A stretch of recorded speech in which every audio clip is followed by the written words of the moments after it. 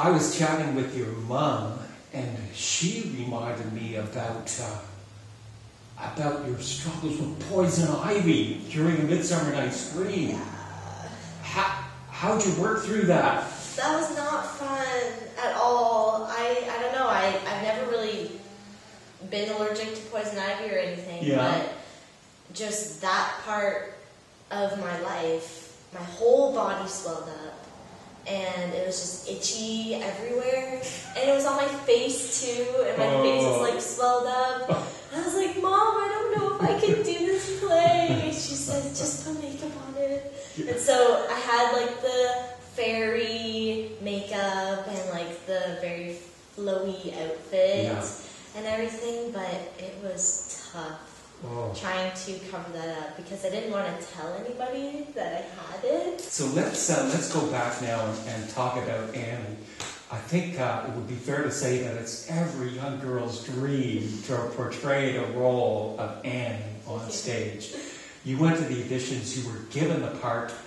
How did you prepare for it, and how did you find your experience of not only playing that lead actress but singing those big tunes? Well, my mom and my dad, they're really supportive, and I couldn't have done this without them because I didn't have my driver's license. They drove me every time we had a rehearsal. And so she said, oh, they're doing Annie for, I think it was the springtime, and are you interested in joining it? I said, yeah, sure, I'll join it and see what I get. I never really care what I get as a role. And so I auditioned, and I think I just sang something that you guys told me to sing, or maybe Twinkle Twinkle Little Star or something like that, a little scene. And then I got the role of Annie. And at first I was really scared because my vocal range isn't a very high soprano range. It's more alto soprano. Okay. And so I was kind of scared for that, but since we practiced it so much, and I also did some advertisement at the Neighborly Hall and at Lanark Lodge, because people asked me to come and sing for them. I see. Yeah, so I got to practice singing like Tomorrow and all of the very difficult songs before the performance. Yeah, maybe. I love that song. And Hard Knock Life as well. Awesome. Yeah, so it was challenging, but I really enjoyed it. It was really fun. Well done. That was a good coup. Talked a little bit about some of your challenges with A Midsummer Night's Dream, but also, gosh, I thought that was pretty cool of you to come in. Your role, I think it was Mustard Seed. Mm-hmm. It wasn't a large role, but you were in it to take in, obviously, everything you could, and you did. Why was it so important for you to join up a play like that, and even with Poison Ivy going on, hang in there and be part of that production? I don't know. It was my first Shakespeare play, and I didn't really understand the storyline at first because I was trying to read the script and I was like, none of this makes sense. Yeah. And so during rehearsal, when I wasn't on stage, I would try to figure it out and try to figure out what was going on because I was so lost.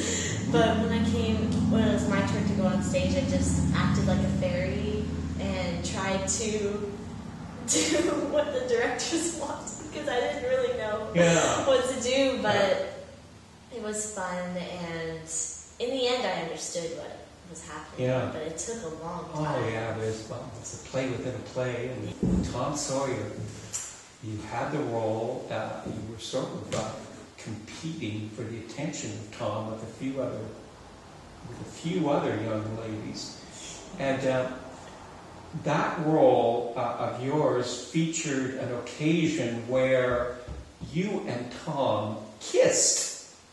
Tell us about that, and how did you feel about kissing on stage? Was it your first on-stage kiss? It was my first on-stage kiss, and I was really nervous at first because everyone was watching me and stuff, but then I realized it's just acting, it's for a performance, so I just did it, and then that was it. And it wasn't too awkward except for the fact that I was taller than Tom Sawyer.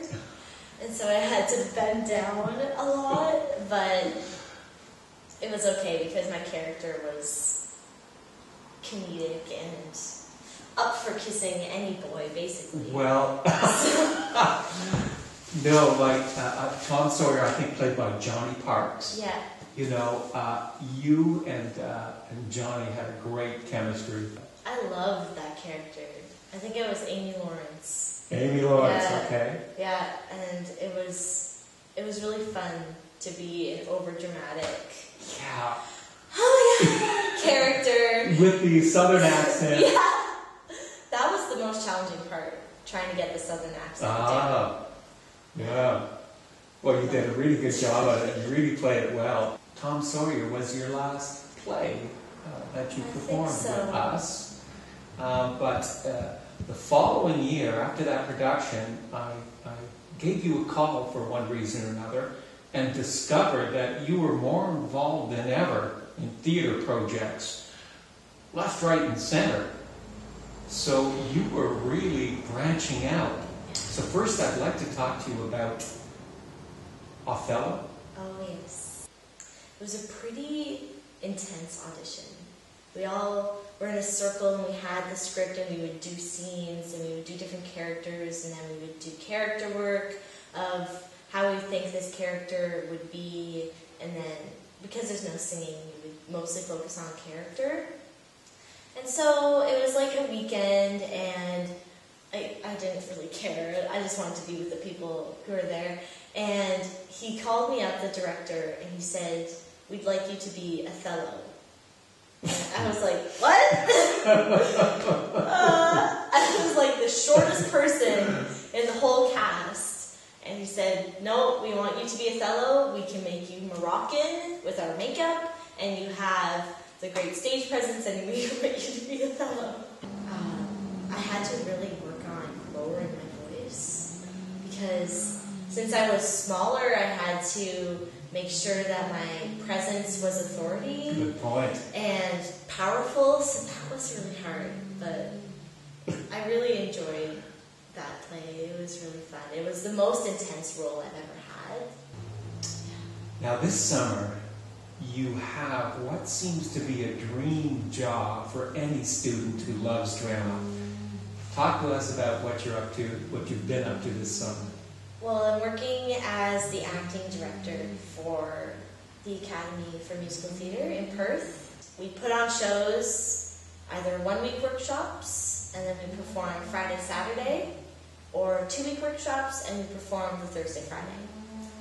And it's all from kids aging from 4 to 18, with a love for theatre, and if they don't like to sing, then they don't have to have singing roles, but a lot of them do find out that they like to sing, which is nice.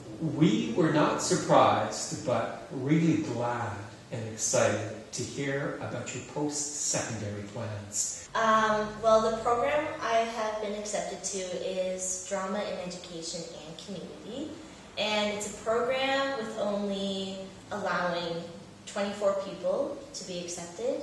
They really want it to be a homey, personal experience, which I really like because then you get more one-on-one with the teachers. I'm excited about that. Well, we're excited for you too, Dayna. So how would you say then that North Frontenac Little Theatre has enriched you or inspired you? Well, my first play was with NFLT. And after that, I realized I liked being hot and sweaty under the lights in a costume.